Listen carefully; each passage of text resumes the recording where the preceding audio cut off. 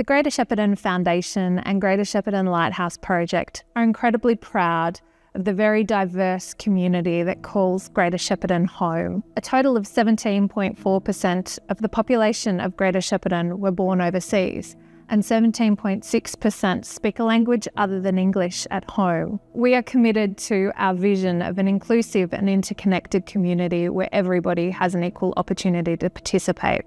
I'm David Tennant, I'm the CEO of Family Care. Family Care's involvement with Wisewell Women has been something of an evolution. I'm lucky to have known Chris Nunn, one of the co-conveners, for better part of 30 years. So I understand something of Chris's motivation in building community informed by community and engaging people as experts in their own stories. Family Care is a general provider of child and family services, but we do know that we need to constantly be building our skills and better understanding newer and emerging groups in our community. So Wisewell Women have been a logical partner for us in a number of activities, and as we've worked closer with Wisewell Women, we've come to understand both things that we need to do more work on, but opportunities where we could enhance that work and perhaps provide a sustainable future for the women who make up Wisewell Women. The program started in 2021. Lorna and I, who had been working together on assisting the refugee and multicultural community in Shepparton for a long time, had thought that there was a need for literacy improvement in the local area, and we finally managed to get some funding through the Greater Shepparton Foundation and Ethnic Council to start some training. The experience has been really good. It gives me a lot of different opportunities to meet a lot of different people, a lot of different organizations.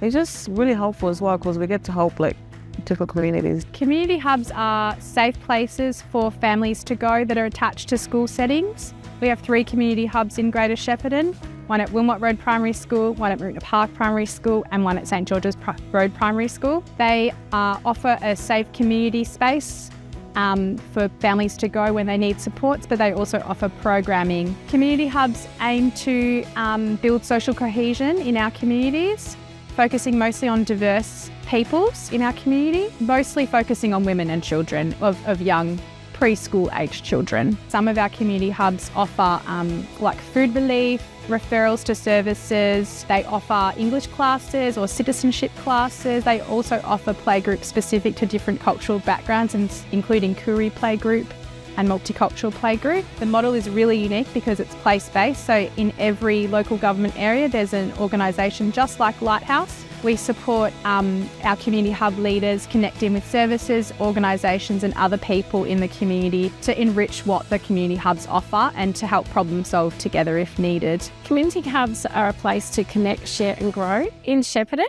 we have 3 community hubs. In our region, we have over 55 different cultures, and quite a lot of new arrival communities of refugee and asylum seeker background, and also in the Indigenous communities as well. So Marubna, for instance, has quite a lot of Indigenous families attending. So my role as a hub leader is really diverse. It's helping to coordinate programs, and we have regular daily programs as well as one-off events, but very much also to do referrals, incidental counselling, and to refer to a multitude of service organisations that we have in the area. I feel that community hubs are vital within our in the Shepparton community.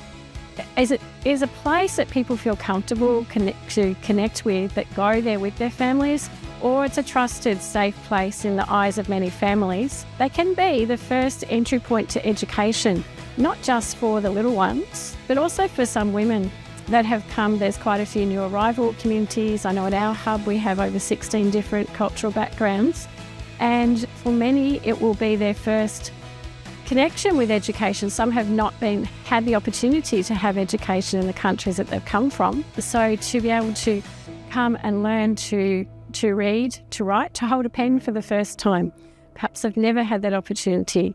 And many women will say to me, this is where I come, this is where I know to come to find out where I can go to in Shepparton. I came here in Australia as a refugee, and I know how it feels like to be coming from a refugee camp straight away to Australia.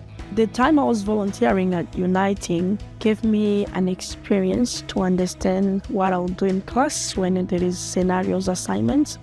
That helped me a lot.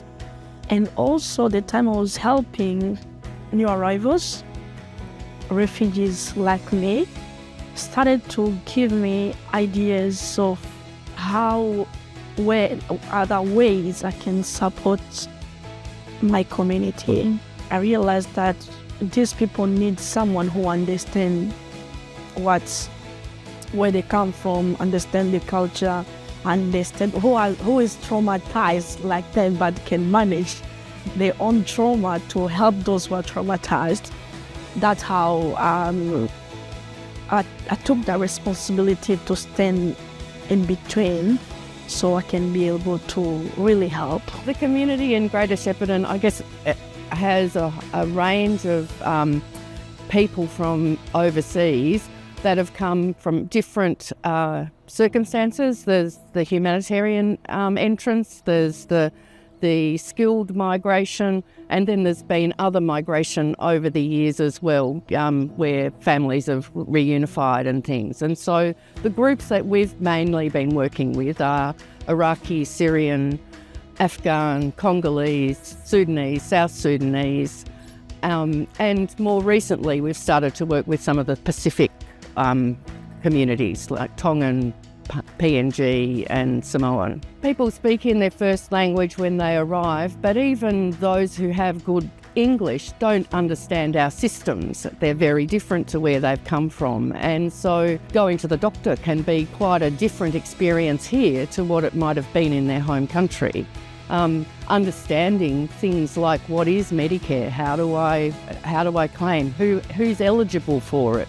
There's challenges with all of those sorts of things, and so communities need to have a level of understanding. There's good settlement services when people arrive, and they do get this information, but as you can imagine, if you're new to the country, you're getting bombarded with information from everywhere and you don't remember all of it. So we need to have our services aware that they know information, do it orally in language with people so that they learn. Wellwise Women have entered into an alliance with Family Care to provide strategic governance support and structure to the business that will become a social enterprise. The path that has been set already in the development of Wisewell Women shows us that people want to hear messages in language. They also want opportunities to engage with people who they associate with and assimilate with because their experiences are similar. They also want opportunities to engage with the broader community. They also want ways for their children to engage with the broader community. They want chances to expand their training and their development so that they can build employment opportunities for themselves and their families. Now, within all of that, there is service delivery, but there is also building capacity. And I think a good social enterprise will both provide what we normally understand to be community services, but provide people to a bridge where they're developing their own skills and take them in all manner of different directions. How it builds the rest of the community is the bit that I'm truly excited about. I think when Shepparton does this work at its best, we're a community that's recognised for being welcoming and supportive of newly arrived folk, but not requiring them just to be like us. Shepparton is a community that is capable of continuously evolving. I think Wisewell Women offers an opportunity for that evolution to continue, but to broaden.